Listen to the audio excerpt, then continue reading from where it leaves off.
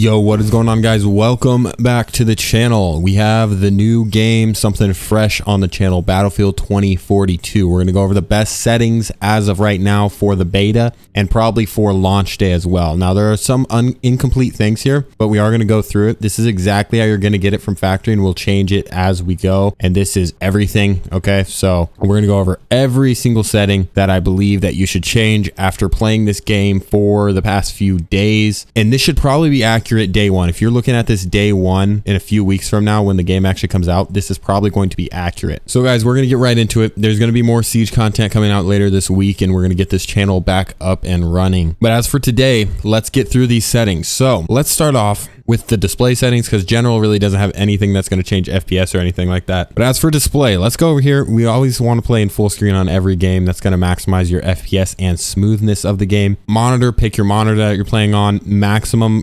resolution 1920 1080. You don't really want to play lower, especially on this game. You kind of want to maximize this. Okay, so refresh rate, this you're gonna actually have to change. Even if your computer is higher like mine is, you're gonna see mine is a lot higher. Actually, it's 280 hertz. It resets it at 60, and it seems to reset it a few times, so always check at this one when you launch the game, because mine has reset to 60 multiple times, and it sometimes even does this with the resolution where it turns it way down. So check these ones if your game's ever looking really bad. Field of view, you don't want this at 100 because it's really more like 130 if you're playing normal games. So you're gonna have a super fisheye look. Instead, I would keep it, mine that I've been rocking with is 65, but I would keep it within 65 to 75, maybe 80 if you're really looking for that wide look. But I'd keep it between, 60, 80, somewhere between that. That's gonna look the best. If you go any higher, you get the fisheye look. That's just way too wide. It's way wider than like Warzone if you've ever played that. Vehicle third person field of view, I like to keep this really low as well, 25 to 35. Now, I've been more on the side of 35. This is what I've actually been rocking, but these have worked really well. If you go any wider, I'm just telling you, the field of view gets all wonky. ADS field of view, I've been doing off. So off, this is going to keep it so it's relative to your normal FOV. If you keep this on, it says it right here, I guess. When kept on, magnification of weapon sights will be relative to the user-defined FOV. When off, will be relative to the default FOV. So default FOV is where we want it, so keep that off.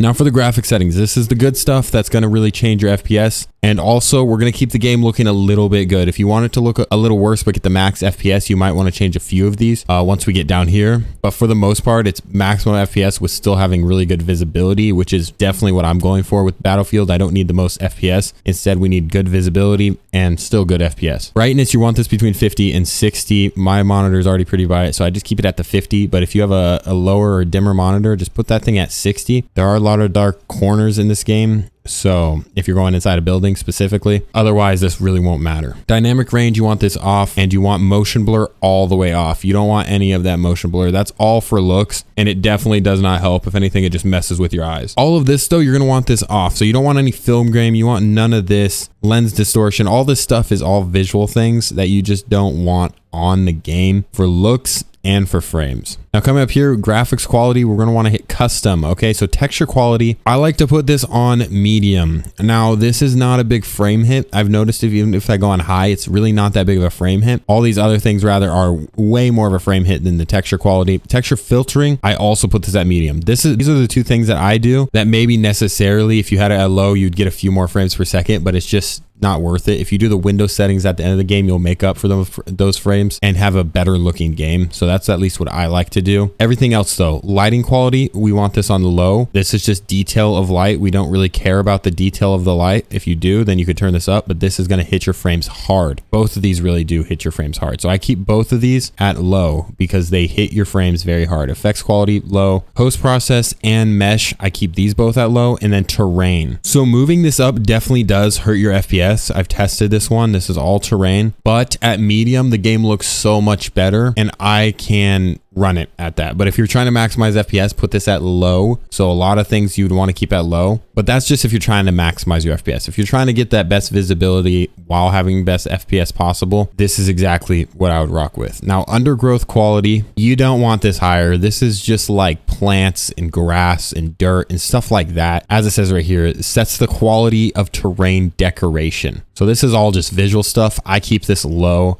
as can be. All these small things, these are the things that get you 5 frames here, 5 frames here. All of a sudden you go from 100 to like 60 FPS. So that's no bueno. So we just keep these all at low. For post-processing, you only have 2 options actually, TAA high and TAA low. I just keep it at TAA low. I wish there was an option of like off. Maybe they'll add that, but for now, just keep it at low. Ambient occlusion, there's no need for that in this game. So we just keep this thing off. And now we're into the advanced settings. Now the advanced settings are going to be different. Now I have an AMD card, so this is pretty irrelevant to me, but if you do, I would keep this enabled plus boost. So this is your latency. So they use whatever they use to lower your latency at least a little bit. So you might as well use it. Doesn't hurt your frames any. So that's how I would have this. So off, enabled plus boost. Future frame rendering. This is something where you're going to have to look at what your goal is with this game. If you're looking to be like some FPS star sweating, keep this off. Most of you will probably want this off, but if you want this on, it's going to look better and improve the smoothness, but it does definitely increase your input lag. And you might notice that, especially with lower hertz monitors. So I like to keep this one off. And the same thing goes for vertical sync. Anything that's V-sync or anything like that, I always turn those off. Those are never a good thing to have. So high fidelity objects, this is planes, soldiers, stuff of that nature, and how detailed they are, how much there is to them. As it says here, I don't know how true this is, but it says a higher setting ensures a more consistent experience. All this is just like plane sounds and helicopter sounds and stuff like that. I keep it at low because I don't care about this stuff. So that is all of the video settings. This is exactly how I have it. If you want to recopy, I'll just go through it really slowly and you guys can copy as you see fit. This is exactly what I've been running to get very high FPS. I could push a few more FPS out of these, but this is for visibility. That's why we're doing this. That's why we keep it at medium. Same thing with terrain, all for visibility of people to get that advantage in game. So go ahead and hit apply, yes, keep, and then we go over to HUD. So you're gonna want your HUD on, but the one thing you might want to change is your camera shake. I don't know if people are really changing this that much, but the shake can be definitely annoying and can be distracting in explosions and stuff, or at least turn it down a bunch. But as for anyone that's just trying to get the full Battlefield experience per se, I would keep this at least at 50 and above. Crosshair, you're able to actually customize your crosshair in this game, which is awesome. Now, one thing I would like to see them do is add a feature where you could actually see the crosshair that you're editing. I'd really prefer us to actually be able to see what we're editing instead of having to go out and in and out and in. So you're gonna have to test this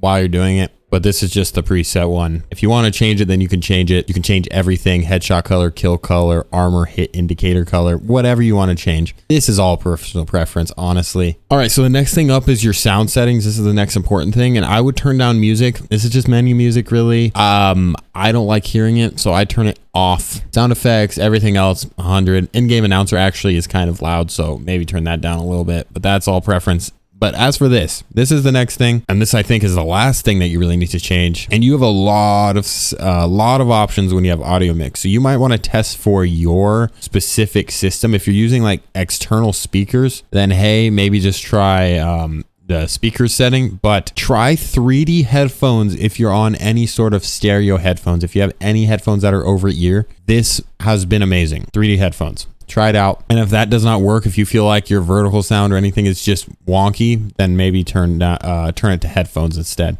Now, as for everything else, I do not use a controller in this game. I use the mouse and keyboard. And then the last thing I'm going to give you guys, because everything else is just literally your preference, is raw mouse input. Have that on. So yeah, that is all the settings for the initial launch and the beta of Battlefield 2042. If this helped you out any, please do leave a like. We might have more Battlefield content. I don't know. I feel like it's a game that a lot of the subscribers on this channel do play for sure, because Rainbow Six, Battlefield, Warzone, those are all the games that this community plays. I feel like all these realistic-ish shooters. We'll see if you guys like this video. If you like it, let me know. If you don't, let me know. And I will see you guys in the next video. Have a great day. Peace.